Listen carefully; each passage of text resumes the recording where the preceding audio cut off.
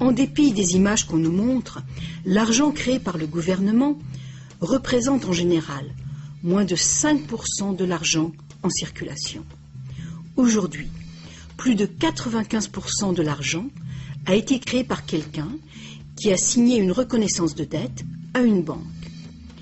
Ces crédits bancaires apparaissent et disparaissent en quantité phénoménale tous les jours, au fur et à mesure que des prêts sont accordés ou remboursés.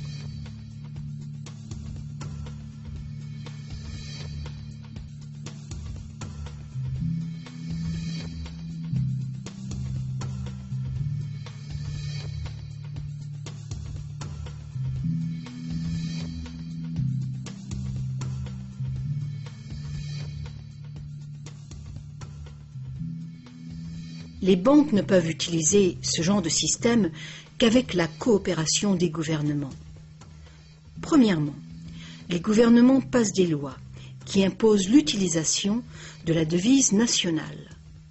Deuxièmement, les gouvernements permettent que les crédits créés par les banques privées soient payables dans leur devise nationale. Troisièmement, les cours de justice gouvernementales font respecter les obligations de paiement des dettes. Et enfin, les gouvernements adoptent des règlements qui assurent le fonctionnement et la crédibilité du système monétaire sans rien faire pour informer le public de l'origine véritable de l'argent.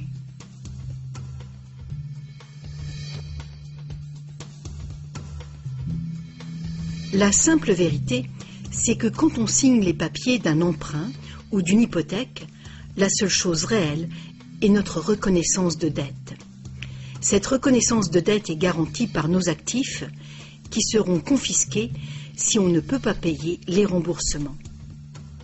Pour toute personne qui croit que nous allons honorer notre promesse, cet accord de prêt ou d'hypothèque est maintenant un papier échangeable et vendable. Ce papier représente une forme d'argent.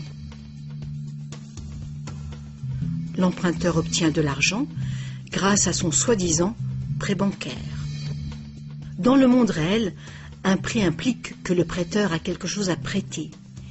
Si vous avez besoin d'un marteau, ma promesse de vous prêter un marteau que je n'ai pas ne vous servira strictement à rien. Mais dans le monde artificiel de l'argent, la simple promesse faite par une banque de vous prêter de l'argent est considérée comme de l'argent véritable.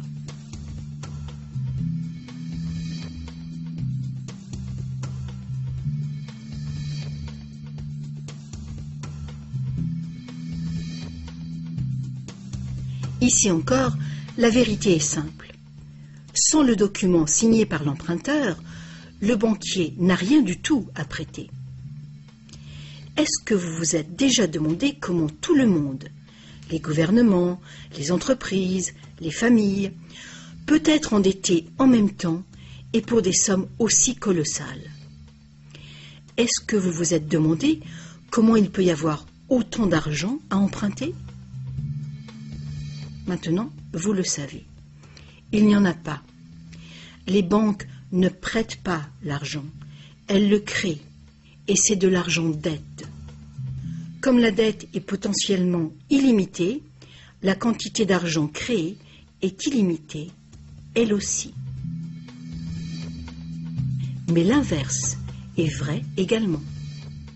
Vous n'êtes pas étonné qu'en dépit de toutes nos ressources, toutes nos inventions et toute notre productivité, nous soyons presque tous si lourdement endettés, aussi bien les gouvernements que les entreprises et les particuliers? Ah, si seulement les gens cessaient de se demander comment est-ce possible? Comment se peut-il que les gens qui produisent toute la richesse réelle soient endettés envers les gens qui ne font que prêter de l'argent, symbole de cette vraie richesse? Le plus étonnant, c'est qu'une fois que nous réalisons que l'argent est en fait une dette, nous comprenons que sans dette, il n'y aurait pas d'argent.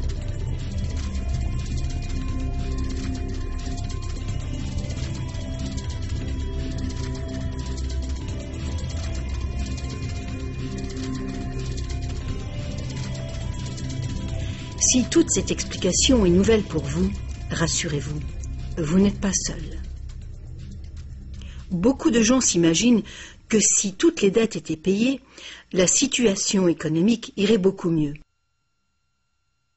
C'est sûrement vrai au niveau individuel. Quand on a remboursé ses prêts, on a davantage d'argent à dépenser. Mais il est faux de croire que s'il n'y avait plus de dettes, il y aurait davantage d'argent à dépenser. En fait, c'est tout le contraire. Sans dette, il n'y aurait pas d'argent du tout. Alors, vous voyez, nous dépendons complètement du renouvellement continu du crédit bancaire. Pas de prêt, pas d'argent. C'est exactement ce qui s'est passé durant la Grande Dépression. La quantité d'argent a fondu radicalement quand la quantité des prêts a chuté.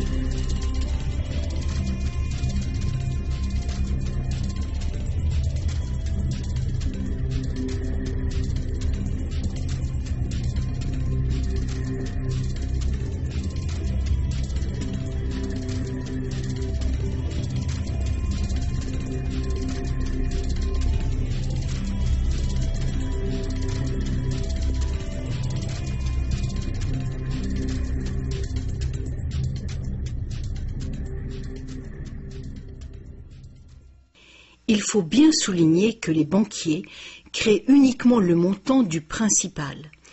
Ils ne créent pas l'argent qui sert à payer les intérêts. Alors, d'où vient cet argent? Le seul endroit où les emprunteurs peuvent obtenir de l'argent pour payer les intérêts est l'ensemble des fonds de l'économie générale. Mais presque tous ces fonds ont été créés de la même façon, à partir de crédits bancaires. Donc partout, il y a des emprunteurs qui se trouvent dans la même situation. Ils cherchent désespérément l'argent pour rembourser le principal et les intérêts dans une réserve globale d'argent qui ne contient que le principal. Il est tout à fait impossible pour tout le monde de payer le principal plus les intérêts, car l'argent des intérêts n'existe pas. Une formule mathématique simple le montre. Le grand problème, c'est que pour les emprunts à court terme, comme les hypothèques et les emprunts gouvernementaux, où les intérêts dépassent de loin le principal, les risques de saisie et donc les dangers pour l'économie sont très grands, à moins de créer beaucoup d'argent pour payer les intérêts. Pour que la société continue de fonctionner, le taux des saisies doit rester bas. De plus en plus de nouvelles dettes doivent être créées pour trouver l'argent qui servira à payer les dettes précédentes. Alors bien sûr, la dette totale augmente, et les intérêts aussi, ce qui cause une escalade exponentielle de l'endettement. Seul le temps qui sépare la création des nouveaux emprunts et leur remboursement empêche le manque d'argent global de mettre le système en faillite.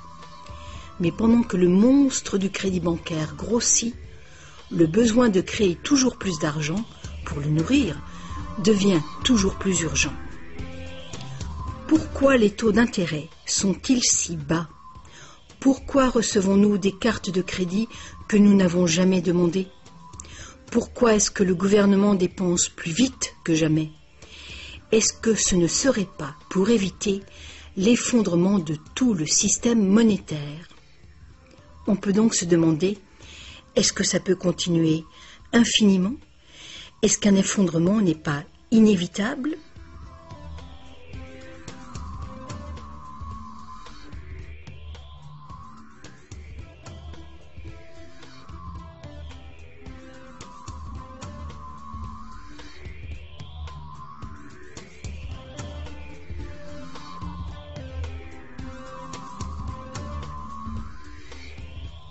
L'argent facilite la production et le commerce. Quand la quantité d'argent augmente, l'argent perd progressivement de sa valeur. C'est l'inflation.